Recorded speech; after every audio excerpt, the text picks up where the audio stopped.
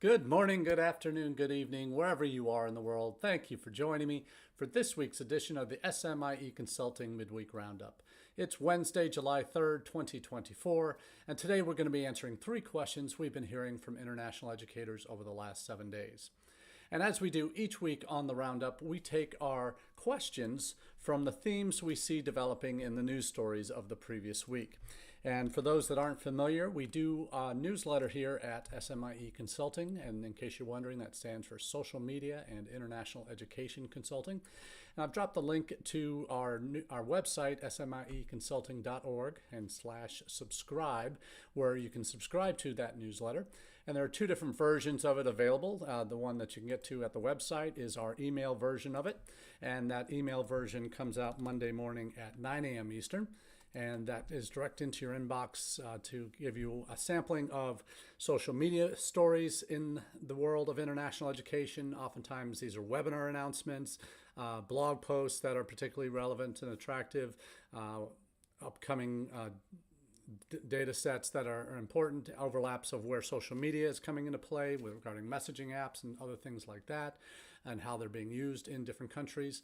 So it covers those social media stories, also covers what's happening in the United States, some of the news and highlights of what's happening with some of the organizations in international ed space, as well as some of the highlights in government action and stories related to international ed topics in the United States, some solutions that different authors have presented on different topics, resources that are available that I may want to make you aware of, and then a global roundup of the different countries that are dealing with international education issues. And knowing what is happening in other countries is an important way of helping you better educate yourself on how you can potentially be adjusting how you talk about your institution in more global context, not just how you compare to your U.S.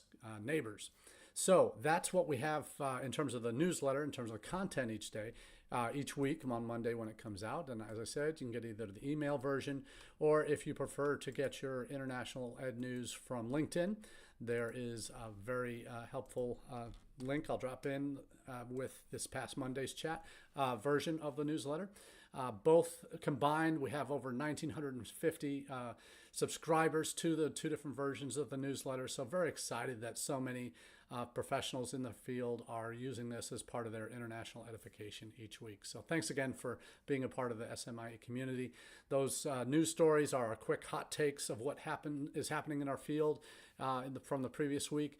And then on Wednesdays here on the Midweek Roundup, we go more in depth into 3 of those themes that we've seen developing and answer those and in the context of how we can potentially adjust how we do what we do and where we do it, why we do it in terms of our outlook on international education.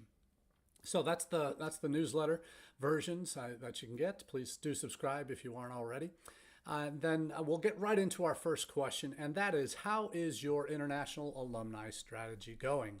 And many of you are saying, what international alumni strategy? We don't have one of those. We'd love to, but we just don't have the time or resources or willing partners on campus to really make it happen. And I will say at most institutions, that is probably the single biggest roadblock to identifying. All 3 of those are type of problems that can really hinder international student recruitment initiatives in moving forward with an extra tool in your tool belt.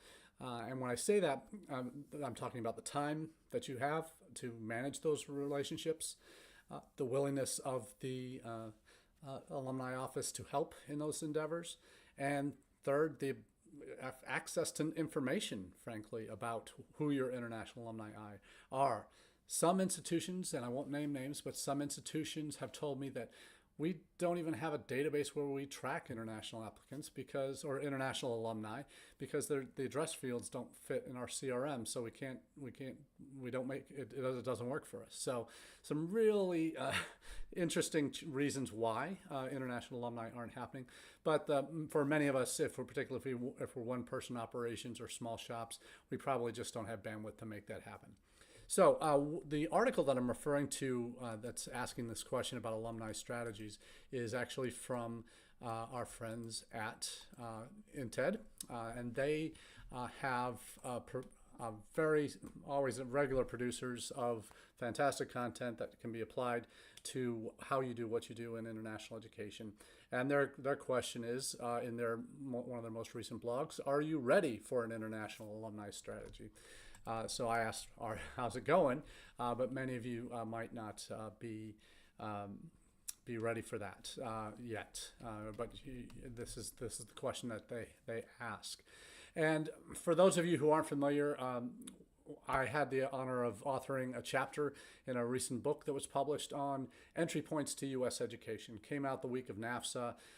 Very excited. My first book chapter that I've written that talks about the 6 Ps of strategic international enrollment management, and that is my chapter is part of the book that the folks at INTED have also contributed a couple chapters to. One in particular is on leveraging alumni, digital, and so much more. So in terms of that book, if you haven't already gotten it yet, I would recommend that you do. It's kind of a must-have, I think, for covering the variety of issues that are facing international education, particularly in the United States these days. And this is a book I'm so proud to be a part of, and really encourage you all to get it. But the chapter that the folks at INTED wrote on international alumni, very helpful in terms of laying out the various issues that you need to take into consideration when you are trying to create something that doesn't exist yet, or adopt maybe a domestic version of what's going on with alumni in terms of how they plug and play with your recruitment efforts, but make it doing that internationally. So it really is, there's a nice tool that the folks at INTED have developed called the International Alumni and Recruitment Preparedness tool that you can access through the link that I'm posting in the chat. Really recommend taking advantage of that. That can give you some really strong resources to help guide you along your way related to developing your own strategy on international alumni and how they can fit in. I mean, sometimes for recruiters like myself who've been traveling internationally, if you know that there are alums, maybe recent grads that you've worked with to recruit and now have gone back home, and you know that they're there, you often want to make them a regular part of your travel plans, at least have coffee or dinner with them, maybe go out for a drink, whatever, just to identify who they are in market. And then it may be all hodgepodge, hit and miss, where you have these folks. But when you can approach it from the mindset of, all right, let's build something here. There are going to be international graduates who stay in the United States, and there are ways that you can leverage them in terms of they're working in the United States, and those examples that they set are great future recruitment tools for those that do maybe want to stay in the U.S. From their countries and see what the possibilities are. So it's not always just about convincing a student that your campus is going to be a great experience for them, but they want to know, the students, future students want to know, and their parents want to know oftentimes, is what is the outcomes going to be? What will my son or daughter get for the $250,000 or more that I'm investing in their undergraduate education, or the $100,000 that we're investing in a graduate education, whatever it is. So having those outcomes is as important, if not more so, than having the students on campus who can speak to their successes while they've been a student. You want those end results people too. And there are ways that you can capture those testimonials through videos, through interviews, through responses to questions that you can later formulate into testimonials on a website. Maybe have some video content that you can shoot, maybe something in native language for parents and future students. All of these are things that you can and should do. Things that you do for current students and how to involve them in your recruitment processes. You can do so also for alumni and many other opportunities too, particularly if they are back home in their home countries, and having, depending on the countries you're recruiting in, where your alumni are, and identifying those places is key, who the active ones are, who the ones that want to be involved are. What we really need to focus on are how to leverage what their excitement for their alma mater into helping future students tap into that as well, and future students and their parents know who those people are, and to have people that they can ask questions of locally in their native language. That's all going to be gold for you if you can and do build a network of these kind of folks throughout your recruitment markets. So, for example, at UNLV, where I currently work as Director of Global Recruitment and Partnerships, I was in Thailand for a week with our IIE's International Academic Partnership Program. We had a week in Thailand visiting universities in Bangkok and 2 or 3 different cities throughout Thailand. We had a one day where we met with 29 different institutions across the country, some of which we'd visited their campuses, some we hadn't, for opportunities to talk about what the possibilities might be for partnerships.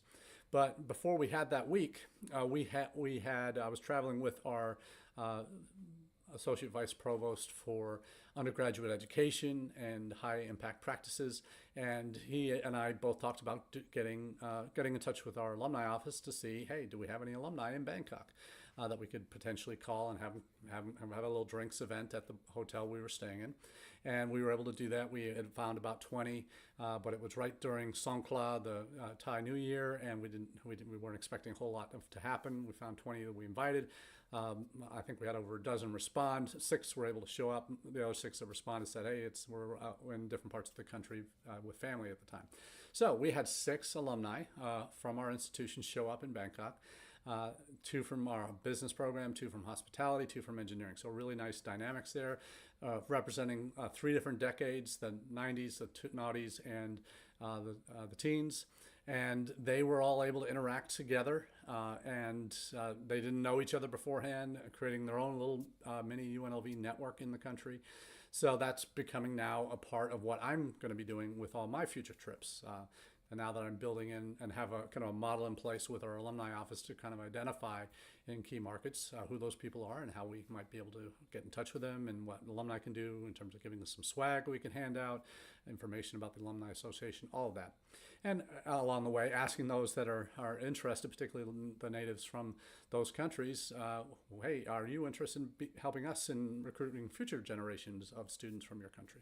And getting at least 3 of the 6 that I had identified as good potential role models for future students to hear from in video format. So we're working on developing a series of videos in the next year that will help leverage some of these students, former students and successful graduates of our institution in future recruitment efforts. So that's happening.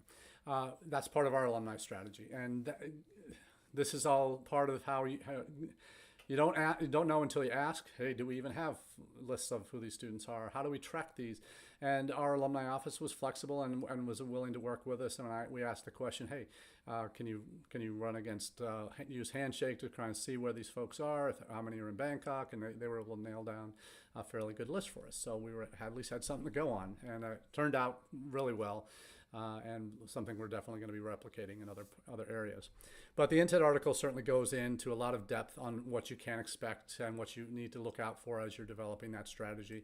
And there are a lot of other pieces to that puzzle, but I certainly wanted to share with you what they are doing specifically at INTED and what their recommendations are for moving forward on that front. Now, that's the first question of the day for us in terms of the midweek roundup. The second one is, why should you focus on international student outcomes? And this alumni piece is somewhat connected to this, obviously, because they're the living, breathing examples of the outcomes for your institution internationally. And why you should focus on international student outcomes, we've talked about this on a number of different levels in the past. We've seen over the past month or so all the various student surveys that have come out. The Student Barometer survey, the granddaddy of them all, came out this past week, and they also said how important career outcomes are to prospective students in their choices and selection of institutions. And it's been kind of the biggest change in these student surveys, or for why students are choosing institutions. It used to be rankings. It used to then be quality. It used to be, and depending on where you are in the world, it was affordability. There are a lot of different factors that go in, depending on which country you're looking at, depending on the time. But what we've seen almost universally across the board since the pandemic is a real switch towards practical outcomes. What is my son or daughter getting for the education I'm paying for? So having data is the best solution, not just general institutional data that most all of us will have. 80% of our graduates are employed within 6 months of graduation. That's great, and that's something at least, but it's not specific to international, because international students, as we all know who are in the business, they have very different rules that apply to them. There are maybe a recent survey I saw this past week, only 40%, 41% or so of international students stay in the U.S. longer term post-graduation. So that means 60% go home or go to a third country. So that in the longer term, not immediately, but so there's 3 different options, right, for international students. Leave the country, either go home to their home country or to a third country, stay in the U.S. to work, or stay in the U.S. to go to further graduate study. So those 3 buckets are where most students fit in. So having data on outcomes for particularly those 2 buckets in the U.S. for further graduate study, percentage that get admitted to graduate programs, percentage that get jobs after graduation for your international students, that's the kind of data that everybody should work towards having. Not everybody's going to have it right away because it's a lift to kind of parse out that data, but there are ways that you can gather it, and gathering that from your OPT data that your ISSS office collects, or that the students actually input and is collected in CBIS, you can gather it that way. It's not the most easily sortable system, as many ISSS folks will attest, to get data out of, but at least it's there for where students are working, and potentially even salaries that you can parse out. So this is something that you want to get towards, getting those kind of data points that you can refer to parents and students at fairs and in Conflow messaging about what's out there. One institution in particular is doing a fantastic job of that, and that's Lehigh University. There was an article out from the Free Press Journal. It's actually an India-based article that has an article that says Lehigh University boasts 98% employment rate for international graduates. And when I saw that title of that article, I just lost it. It's like, are you kidding me? 98%, and they've got the data to back this up. And you read this article and you see it. It's they have made it a priority at the institution to really gather that information, have it available to you, and where they're getting it from their CPT, OPT data. We reach out. There's actual outreach that's done by the institution to these graduates to find out where they are, salaries, graduate school admissions, enrollment, like the things I was just talking about. And this is so valuable. In India, my goodness me, if you have data like this that says that 98% of your international student graduates have jobs, that is phenomenal. That is recruitment gold. And not just in India, but other countries as well. But certainly in India, that is hypersensitive on employment rates and anything to do with employment longer term in the United States. So we've been talking about that a lot lately. We had Trump's announcement last week or the week and a half ago about green cards for all U.S. college graduates from overseas. That whether that happens or not, that's a long road to get to, but we'll see what happens. But that raised a lot of eyebrows. It's like, well, really? That would be something else, wouldn't it? Game changer was a lot of people have said, and I certainly was one of those that if and when, and a lot of if and whens that would, and many people are very skeptical about it. But if and when it ever did happen, everyone in international education would be shouting from the rafters at how much of a significant change, positive change, this would be for how we recruit international students, and making that clear pathway for them that if they want to stay in the United States, they can get a green card if they graduate. That would be just a huge boost and would knock every other destination market out of the park in terms of what they could expect from us moving forward. We have always been limited by a lack of national and international ed policy in the United States, but this would go a long way to making the process for international students a much more attractive one to come to the United States for not only education, but a guarantee that they'd be able to stay and work a longer term and without worrying about visas and after they finish their undergraduate, graduate degrees.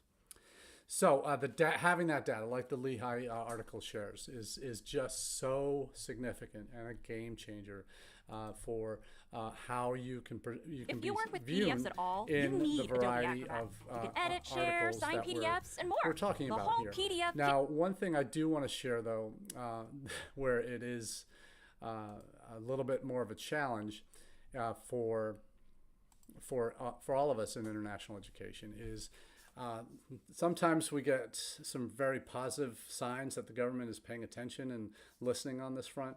Sometimes they have foot and mouth disease and they can't.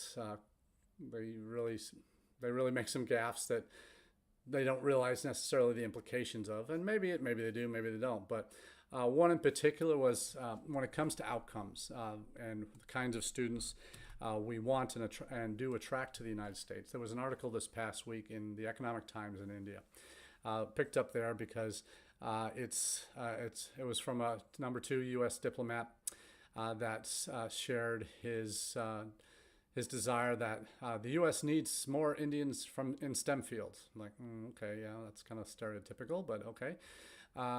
And then he said, well, and we also need more Chinese students in the humanities.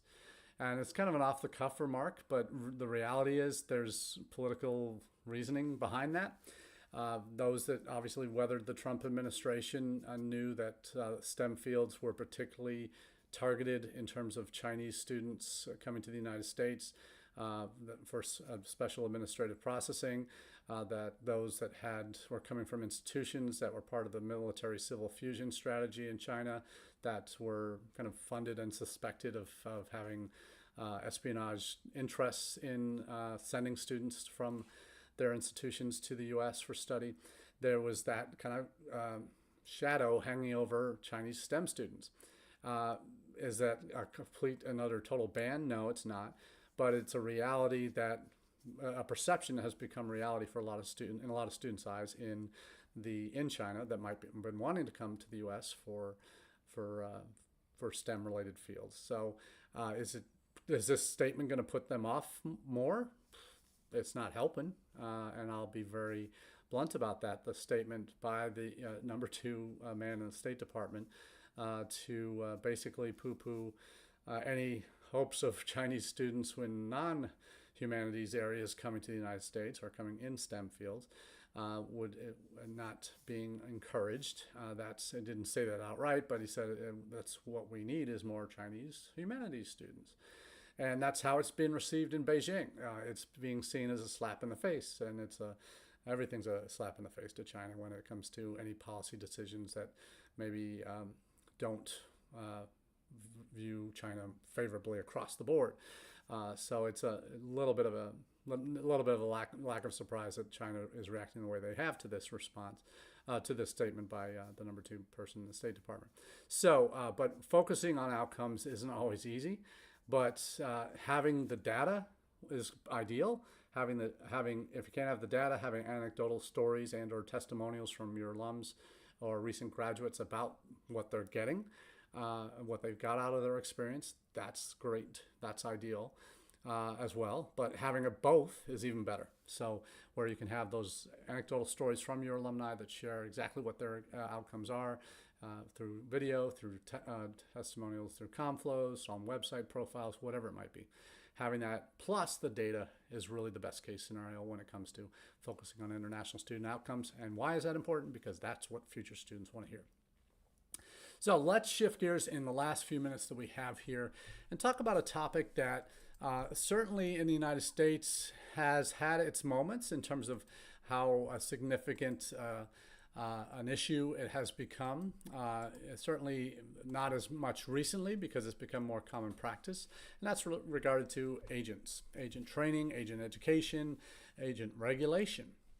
And in terms of regulation in the United States, we don't have regulations other than financial aid regulations in the U.S. that prohibit U.S. institutions paying agents on a per head basis for domestic students to enroll at their institutions. Internationally, there had been in the late noughties part of the NACAC, National Association of College Admissions Counseling, had a ban. It's more of a in their ethical code of conduct. Had a ban on commission-based agents that was eventually removed in the teens. And at a time back in the noughties, there were maybe 25 to 30% of U.S. institutions that were using educational agents as part of their recruitment efforts. Now we're well over half of U.S. colleges who are recruiting internationally are using educational agents as part of their strategy. So the larger question, and this is not specifically in the U.S. This is more of a global one, is what's the future of agent regulations globally? And globally in the United States, let's take U.S. as a first example, other than that financial aid prohibition on commission-based agent payments, U.S. colleges can and do that. But there are no regulations really in the United States that affect their how they have to be trained, how they are certified. That all kind of started organically through AIRC in 2008 when that organization was founded. They have since evolved to become the U.S.-based agency organization that accredits, certifies educational agents around the world. Now, their kind of clientele for the agencies that are part of AIRC tend to be the larger ones out there because it's expensive. It's about $10,000 to go through the accreditation process at AIRC. And again, that's for those that want to be accredited and recognized in the United States. And many universities use that AIRC list as a starting point for, or maybe even their only place they go for looking for agents to work with. Certainly, I wouldn't go exclusively with that list because there are many smaller mom and pop shops that are strong and above board agents, and completely ethical in terms of how their practices are, how they respond to universities, all of that. So for the U.S., it's kind of one stop. There's the AIRC. There's no government regulations involved. Are they AIRC accredited? No. Okay. Well, then either choose to go with them or you choose not to. What is happening in other countries is actually there's much more of a focus on, is government going to have to step in and provide a framework for regulations to exist. In the UK, they've had their agent quality control process for British Council trained and educated agents. They have in Australia, agents have become a target for some of the reasons why the Australian government has introduced migration targets that are 50% lower than what they were. And that's for all migration to Australia. But to reduce those numbers by half, and universities and colleges that enroll vocational students into their colleges, and university students, more so on the vocational side, that are where there are some of the dodgy providers in terms of that are funneling students to campuses, particularly colleges, vocational colleges, are kind of under the gun and being targeted for closure, hopefully, in the Australian government side.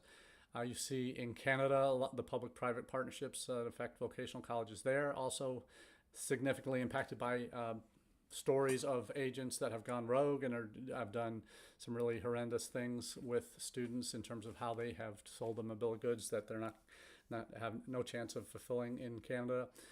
You see in the UK similar issues, though not so much on the agent side, but certainly the issues of an agent framework quality framework is very much a part of discussions going on now, and who needs to oversee that. There are a couple articles, one of which is from the ICEF Monitor, and that's on who decides about quality education agents and the question of increased regulation. And the other is an op-ed piece in the University World News from my colleague Luis Nicol, based in Malaysia, that's focused on the UK. It says, "Student Recruitment, an Industry Too Long in the Shadows."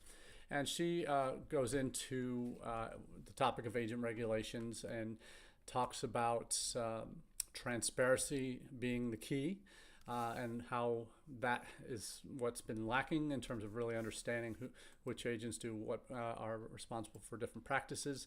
So she makes the case quite clearly that that this is something that self-regulation, as well as the ICEF monitor, argue that there are, in response to these growing calls for regulation, that the broad consensus within the industry is that self-regulation is the most effective path forward.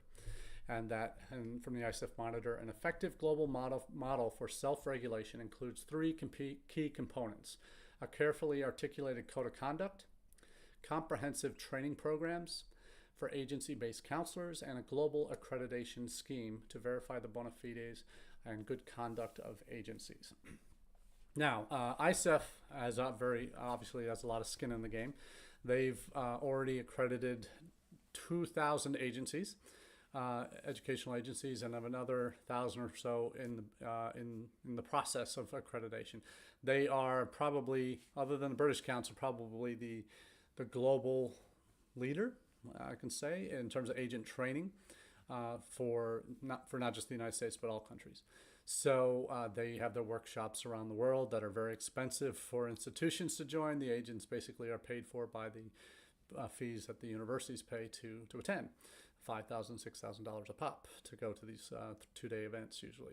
So those things, they have a very significant stake in this answer to this question about regulations and accreditation and regulation of by governments, or self-regulation, as they, most in the industry would prefer. The question is, will governments allow that? And that's something that, given the proclivities in the UK, Australia, Canada, to really clamp down on migration that they see as out of control, how are they going to see success just by letting the industry kind of regulate itself, or will they introduce government watchdogs or create a whole new infrastructure to manage regulations of agencies? So that's a question, a much larger question that we don't have time to go into too much today, but certainly there's a lot to unpack when it comes to the agent regulation questions. And certainly every country is going to have slightly different takes on this. But in the United States, we're always the independent ones. We like to do things on our own. And so ours would be certainly the self-regulation in terms of the industry. And that's the way it's always been. I don't see the government ever stepping in to get involved with us. So that's all we have for you today on the Midweek Roundup. Thanks again for those who have watched live and those that are watching on repeat on our social channels, YouTube, LinkedIn, Facebook, and Twitter, or X, and those listening on any major podcast providers where we're now well over 3,500 downloads. So very excited about how the Roundup is being received, as well as the newsletter. So that's all we have for you today. So we look forward to chatting with you again next week, and I wish everybody in the U.S. a very happy Independence Day tomorrow, and a relaxing and